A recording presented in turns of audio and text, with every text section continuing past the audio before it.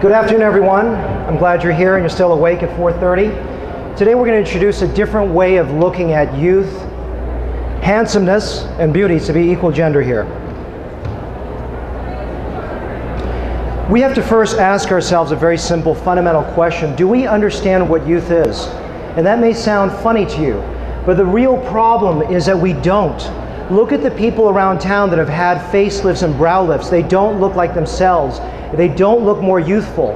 They look a lot tighter, but they don't look youthful. So how do we get there? How do we understand what youth is? We start with their old photographs. How many plastic surgeons have ever asked for you to look at your old photographs and look at that photograph and understand what defines youth? So why don't we start with that and understand that? Let's start with the ladies in her 50s. Why does she look so wonderful? We have to break this down analytically. I want you guys to start with the brow upper eyelid. That's the hairy eyebrow and the soft tissue that sits underneath the eyebrow. Is this eyebrow high, empty, and sculpted, or is it low, full, and round? It's low, full, and round. You say, wait, doctor, you must be crazy. Why would you do that? My eye is too heavy as it is. Well, in the next 5 minutes it'll become clear. Right now it may not be clear, but it will be clear. It's a frame to the eye. This is the antithesis, the opposite of what is being done in Dallas, where I challenge you today, is to rethink everything you know from the ground up.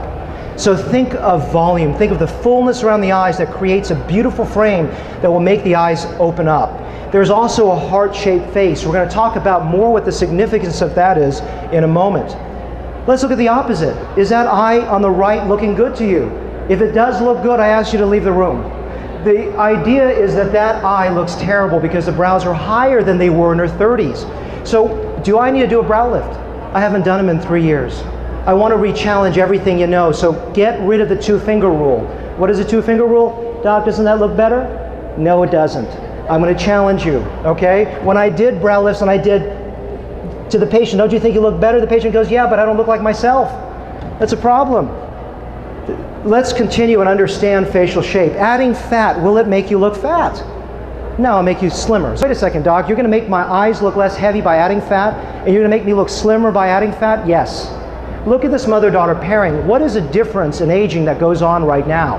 What you see is that the face of the child, the daughter, has a heart-shaped face, and it gets heavier as you get older by being inverted. The triangle flips. So my goal is to resculpt and rebalance that face so that the upper face has the beauty and the fullness that it did in youth. I will challenge you, don't believe any of my before and afters today. Don't believe any of the things I'm teaching you about today. Believe your own. And I've brought live patients for you to see at the end of this whole thing. This is meant to be a little bit funny, but it's also serious. When we're young, we're a grape and full. We become a raisin over time. So why should we cut, pull, lift, and stretch that raisin until it becomes a pea? Because a pea doesn't look like a grape. A grape looks like a grape. So we have to understand, do you want to look the same or do you want to look different? I'm having you rethink everything you know from the beginning. Here's the other thing. I love women, but women have a different way of looking at the world than men do. What is that? Doctor, don't you see this little line? It's this. Because when you put makeup on, you're very close, so every minor little flaw becomes a travesty. So what I want you to think today is volume, shape, so that when you walk in front of me 5 to 20 feet away, you look incredible. That's the impact I want to deliver for you, not 2 inches. 2 inches doesn't matter. If you're the only person in the world that can see the result, and someone still walks up to you and says, are you still tired? I've done nothing for you. I've wasted your money. I'm not here to do that today. Do you want a big cut? Most of you don't want a facelift. In the last 5 years, facelifts have gone down tremendously. Do I do facelifts? Absolutely. But here's the thing. How about I don't make a cut? How about I don't use any sutures, knives, bandages, anything that you even know about traditional surgery? Throw it out the window right now and forget it all. I want you to think differently today. Yes, I like apples. I'm going to expropriate a little bit of their term. The most important thing are your eyes. If the eyes look tired, I've done nothing for you. Let's talk about, I'm a little Italian today. Look at the eyes. The eyes are where the heart is. If you look at these eyes here, if you can believe this lady on the left has already had a facelift, does she look rested on the left? She doesn't. Now take a look at her on the right. This is just without a single cut.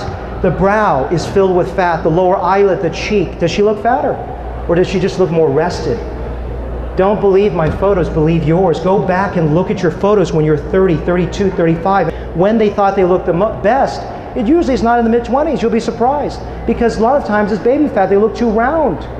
So what most women like is around the early 30s. That's an 80% rule. I'm usually wrong 20% of the time, but I just give you a general philosophy here. Look at this lady on the left. She's already had a brow lift and eyelid surgery. Does she look rested? At 40. She's already had it in her early 30s. And guess what? She was going to go back to her physician to get another brow lift. But I'm going to challenge you one thing. I know that, doesn't it? You would probably intuitively take skin and fat and lift the brows up yourself. But it's not heavy enough. Look at how much heavier I made the brow in order to make it look less heavy. Crazy, right? I'm not crazy, just a little bit. But crazy enough to tell you that everyone else is crazy. Look at the volume, the frame around the eye, that's young. And look at her in her early 20s. I'm the only one that ever bothered to ask her to look at her early 20s, or mid-20s, excuse me. It's a full eye. Her crease was never as high as done before. Look at that eye there. Would you cut skin? Would you lift the brows?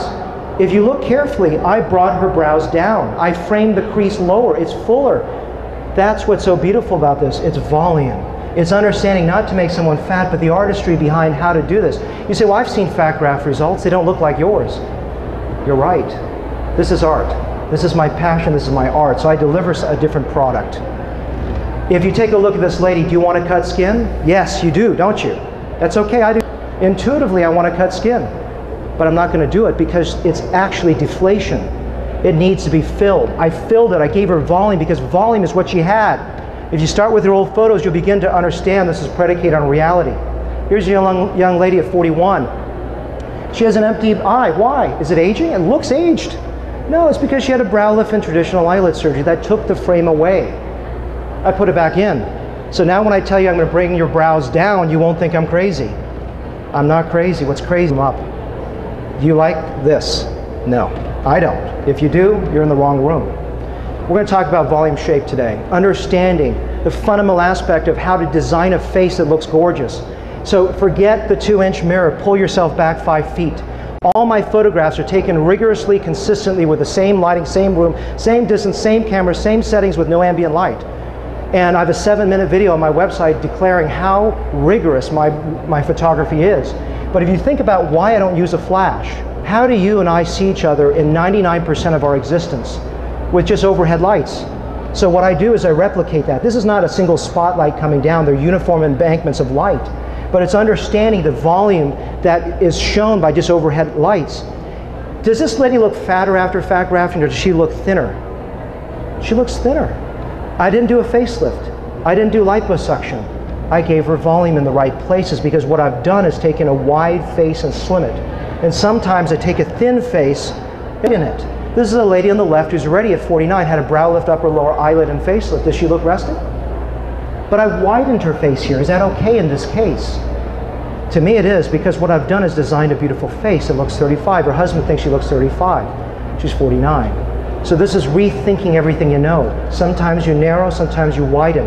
That's the level of artistry you should exercise. Here's a 55-year-old lady. Don't you want to take skin? Don't you want to take a bag out? It's volume. It's bone. Look carefully. Look at it again. Look at it from different eyes. You'll see that that's volume. Does she look heavier afterwards or lighter? She looks lighter because I sculpted her appropriately. So you